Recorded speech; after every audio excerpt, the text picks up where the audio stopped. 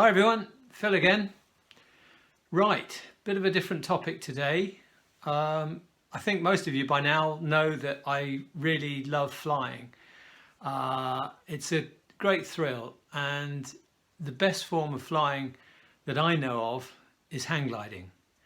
And when I was 20 in 1975, I took up hang gliding and flew them for 5 years.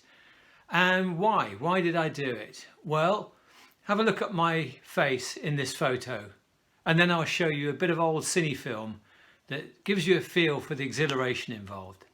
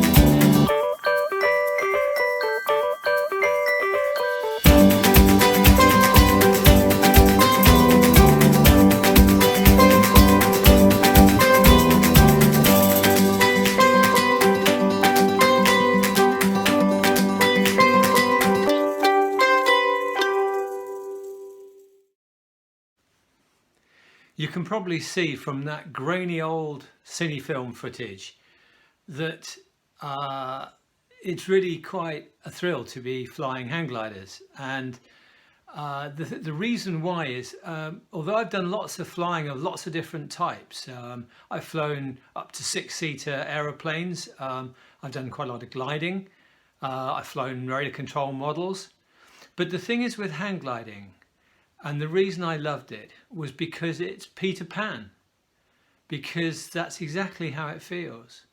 When you get to a certain level in hang gliding, you transition from flying seated to flying lying down, facing downwards in what's called the prone position. And that is fantastic because you feel like Peter Pan. You don't really see any of the glider around you, and your body and your face, your head is looking down, and you look to where you want to go, and off you go, and you go in that direction. And it is pretty much like being in a dream. And no other air sport that I know has quite that same sense of freedom and the feeling of Peter Pan about it. So how did I get into hang gliding? Well, in 1975, before going to university, myself and my brother Chris and a friend of ours, Roger, we clubbed together and we bought a Birdman grasshopper. I'll just show you a photo here now with a very famous old flyer called Ken Messenger. You can see it's a pretty basic machine.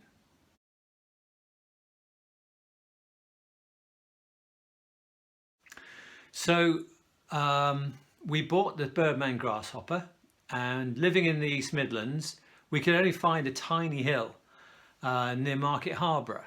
And so we took a brand new car. The only car I've ever had that was brand new was a Hillman Imp, beautiful in red. And here's a photo of the car.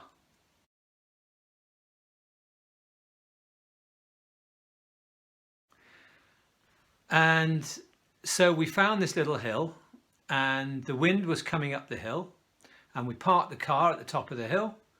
We rigged the glider up, and of course in those days, this is 75 we're talking about here, hang gliding had only been in Britain for a year or two, and there weren't many hang gliding schools, and certainly none in the sort of flatlands where we lived. And so we were self-taught. So we rigged the glider up and tossed a coin to see who was going to go first, and Roger won or lost the toss, depending upon how you see it, and strapped himself in and stood on the edge of the hill and started to run down the hill. And the hang glider took to the air, which was amazing. I mean, unfortunately we didn't have a camera, because it would have been very funny, because he took to the air and he sailed up above the takeoff point, because we'd underestimated the wind, and he was doing a great job of keeping the hang glider pointing at the wind. Trouble was, he was going backwards, and slowly but surely he ended up going backwards, back behind the takeoff point, and ended up hitting the ground with the tail of the hang glider hitting first, which then catapulted him straight over the top. And the king post on top of the hang glider, which is just like a metal tube with wires connected to it, landed straight onto the roof of the new Hillman Imp and gouged a groove straight down the roof. And Roger and the hang glider collapsed in a heap at the back of the Hillman Imp. And that was the end of Roger's flying career and the end of that hang glider. So that was our very first foray into hang gliding. But then, in 1976, the next year, I went to Swansea University, primarily, in theory, to read geology, which I did just. But in theory, not in theory, in practice, the real reason is because on the prospectus for Swansea University, there was a picture of a hang glider, and there was apparently a very active hang gliding club. And so that's where I wanted to go. Compared to these very cash-strapped days, the universities in those days were very good at encouraging students to do extracurricular activities, and the university at Swansea actually bought us about half a dozen hang gliders for the hang gliding club, which I think at one point reached a membership of about 170 people.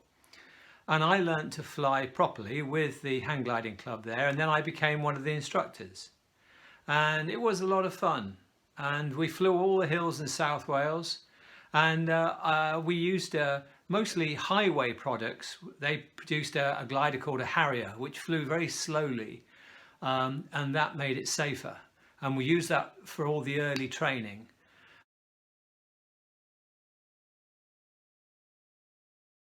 And you can see from these photos, we started training from a very low height, just doing little hops and not always getting them right. And then we went on to slightly bigger hills, and I've got some very early cine film footage showing us doing a training session in the winter in the snow in South Wales, learning to fly from slightly bigger hills.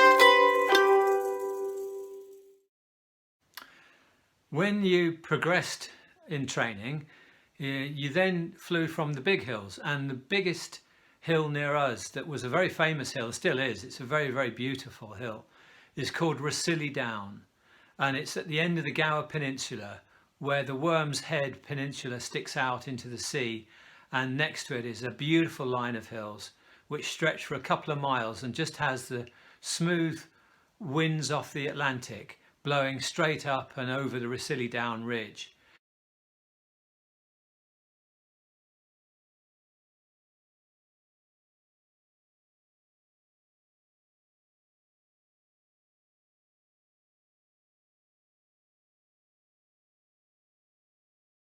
And that's where all the early hang gliding records in the UK were made in the years that I was flying there. So between sort of 76 and 79, when I was at college, people were setting, for example, the European duration record, flying for about 12 hours up and down the ridge at Rossilli. But it is a magical place and it has a wonderful beach at the bottom of it. And so that's what we used to do. And I used to love flying there, and it had a little hill halfway up called the Pimple that you could land on, and you could take off from the Pimple, and if the wind was right, you could then fly up all the way to the top of the main ridge and then above that. And when you were good enough, you didn't land down at the beach, you landed back on top of the hill. And the thing that I enjoyed more than anything was flying a highway cloud base, flying it two-man, dual. So it was early days of people flying two-man hang gliders, and we basically sat on the equivalent to a child's swing seat, both with a seat belt, and you told your passenger to run like hell as you took off, and off we went, and it was really, really good fun. So I did a lot of flying at Swansea at university, and then I branched out into slightly more advanced stuff.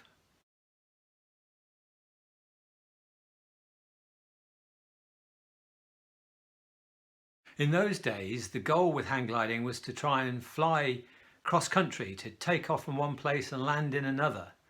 And it was the very early days of cross country flying.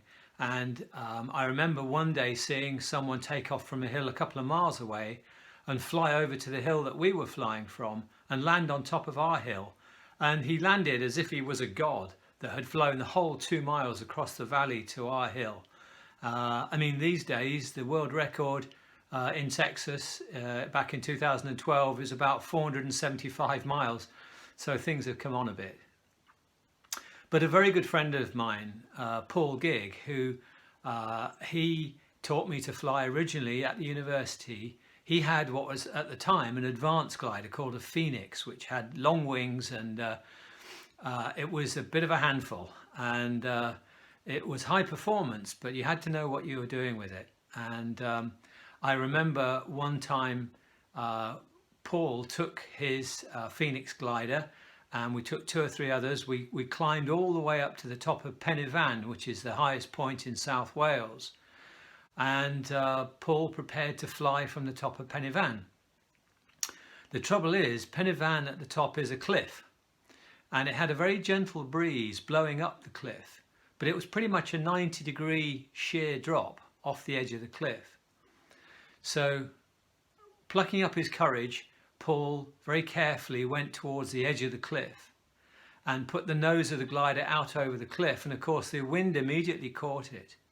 And because the glider wasn't exactly lined up with its wings in the line of the cliff, as soon as one wing went out over the edge of the cliff before the other wing did, the wind got under that wing, and Paul did a 180-degree turn, totally uncontrolled, went out over the cliff, went up into the air, spun round 180 degrees and collapsed in a heap on the top of Pen y Fan, on the flat bit on top. And he only just cleared getting back onto the top. If he'd been a few feet lower, he would have hit the cliff head on and fallen all the way with his glider down to the bottom of the cliff. So he was very lucky to survive that moment.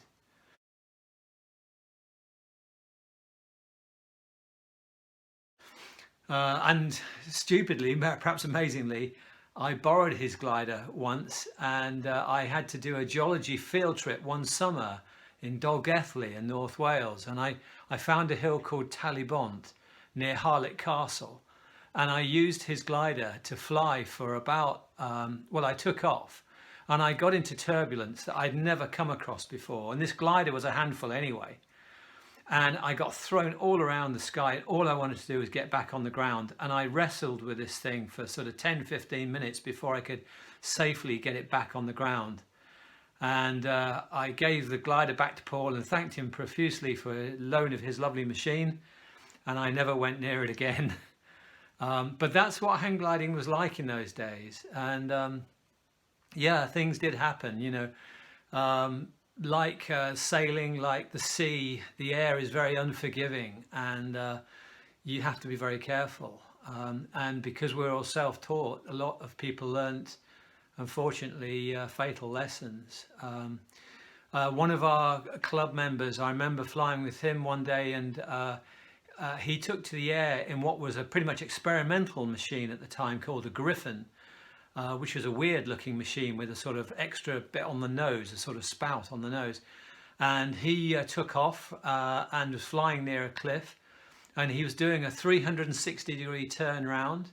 And as he did most of the turn, he accidentally stalled the glider and it fell in a spiral, and he missed the cliff edge by, well, I'd like to say inches, but it must have been feet, but not many.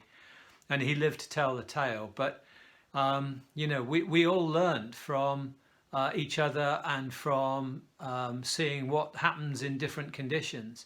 And these days, hang gliding is much, much safer, and it's an established sport in its own right. So there we go. One of the happiest and most fun occasions I had hang gliding while I was at university was with my good friend Alex, that I think some of you have met before in earlier videos.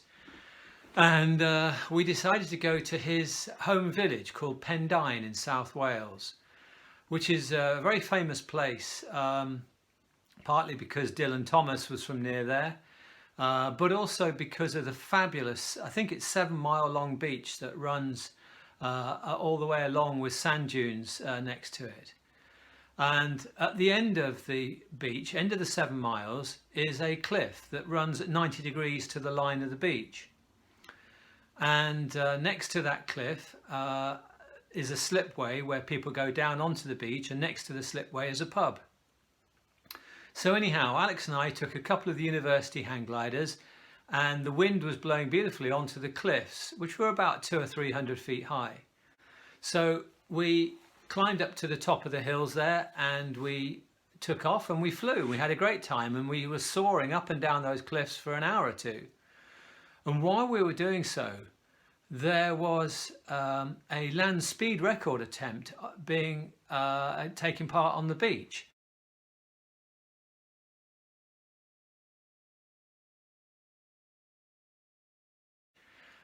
Which is not unusual for Pendine Sands, because that's our equivalent of the Bonneville salt flats in America, and it's where all the early British land speed records were set, with Babs and cars like that.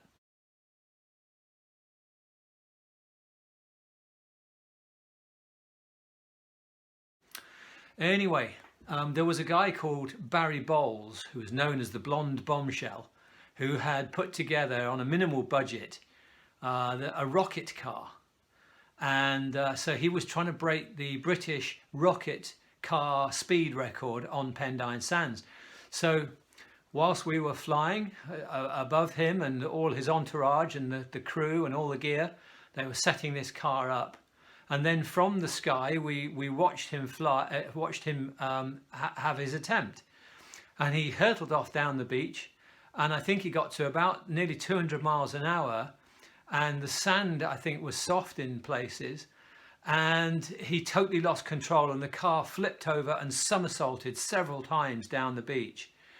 And there is still some some video footage, film footage on YouTube that you can see, and that footage featured very often on BBC's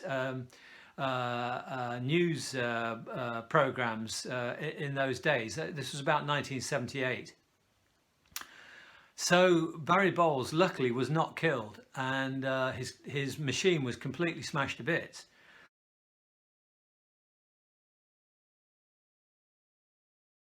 But he crawled out the wreckage, and he went off to the pub to lick his wounds. By then, we'd finished our hang gliding session and we'd enjoyed watching the entertainment on the beach. And so we came down and landed, and of course, the place to land for us was next to the pub car park by the slipway. So that's what we did. We came in and we landed by the slipway.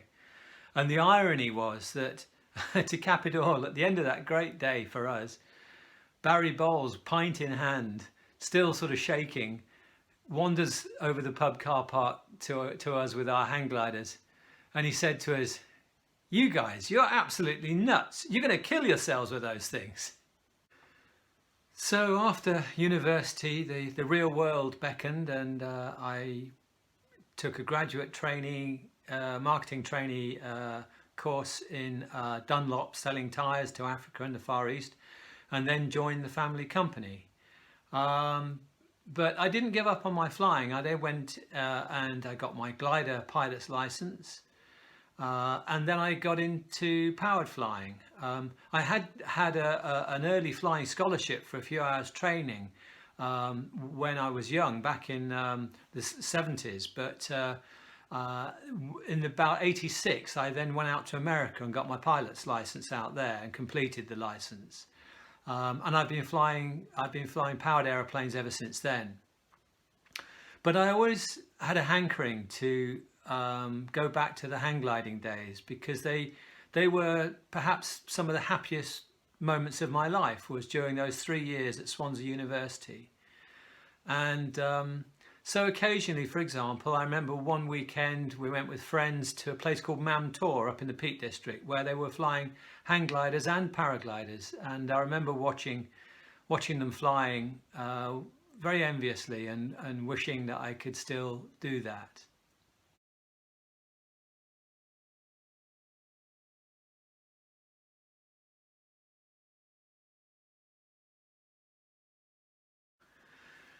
So in about 2010, when paragliding had come in to take over from hang gliding, because paragliding is in some ways more convenient. The trouble with a hang glider is when you pack it up, it's still 20 foot long, it's quite heavy, and you have to carry it on your shoulders to the flying site from the nearest road. So it's not as convenient as a paraglider that sort of fits in a rucksack and you can take up alpine chairlifts and places like that. So I thought, well, I'd better have a go at this paragliding business. So I went with Alex to Tenerife, and I did a week's hang gliding course, and you can see some photos that I'll show you here. And at the end of the week, I had one big flight from sort of foothills of Mount Teide down to the beach down on the coast there. But I never really bonded with paragliding after hang gliding, because to me, in a hang glider, flying prone, you were like Peter Pan, as I said earlier, and with a hang glider, you have control in all directions, so you can very easily control the pitch and the turning, the rolling and yawing of the hang glider. Whereas I always felt a little bit with paragliding that you have the parachute up here and the pilot is down here, and you're hanging like a sack of spuds. And whilst you can turn and fly without too much trouble, you don't have quite the same feeling in the pitch, in the up and down plane. And I didn't like the fact that I sort of didn't see anything other than these wires going up past me. So I never quite bonded for some reason with paragliding, but I gave it a go. And that was that really with paragliding. And then in 2013, I thought, you know, I still hanker after hang gliding. Let's go and give it another go.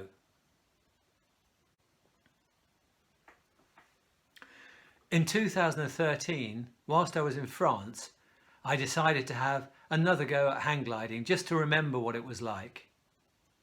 So I went to a place near the Millau Bridge down in the sort of south west of France, and I can show you some photos and some videos to show you how I got on, and it was like going back to being a beginner again, learning with little training hops, and then eventually I did a big flight from the top of the nearby well, big hill, small mountain, down to the fields at the bottom, and it was great and I really enjoyed it.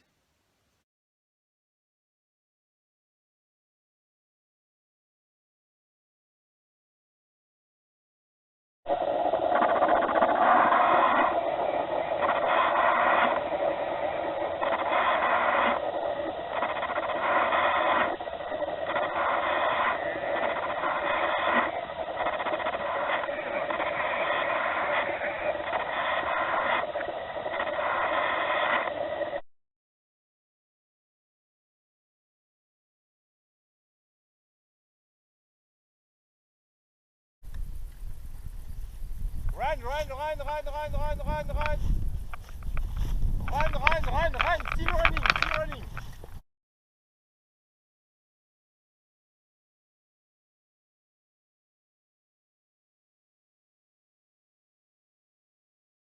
Au revoir. Au revoir. Bon vol. Au revoir.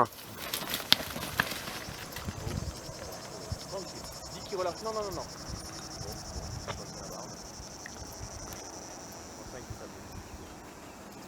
Allez, quoi. Donc il a déjà volé. Allez à droite. Right. Right, right, on your right.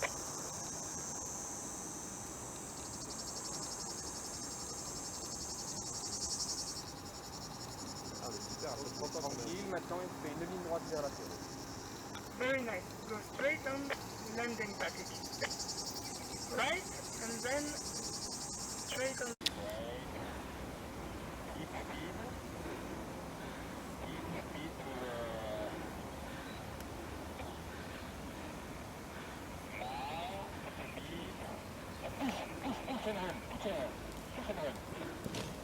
So there we are. So then we come to today, and the week before lockdown, on the 16th of March, I was due to go to Canada and then to Kitty Hawk, North Carolina, to the sand dunes there, which is where the Wright brothers learnt to fly, and it's now the home of one of the biggest hang gliding schools in the world.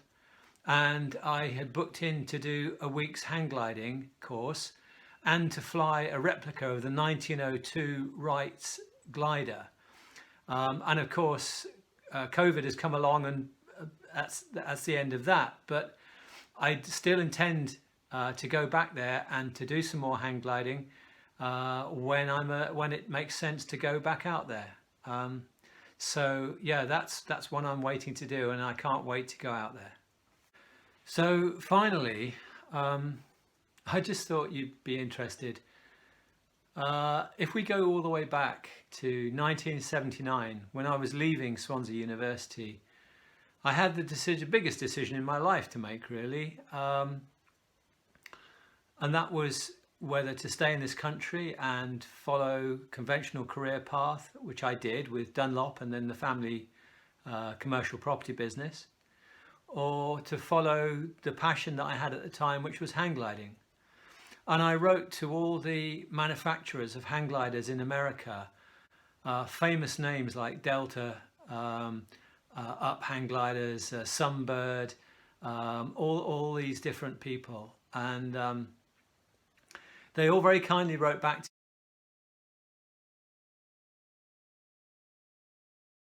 me, and I remember I had some lovely letters from them, all offering me employment if I could get a work permit out there.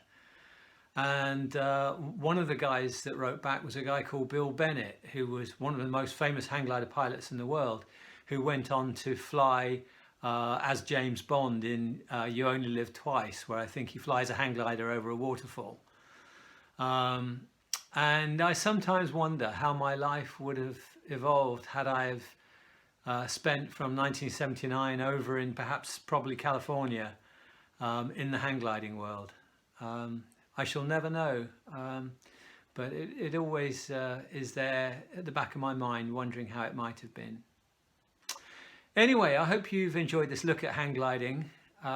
It was fantastic for me, and I'll always remember it. But yeah, keep watching Phil's Fun for Fogies videos. I've got 1 or 2 more in the pipeline, and I'm trying to hit that 1,000 hits mark. So please keep hitting the like button and subscribe and tell all your friends. And I think I'm at about 850 or so at the moment. So let's see if we can't get to 1,000 hits, and that will be great.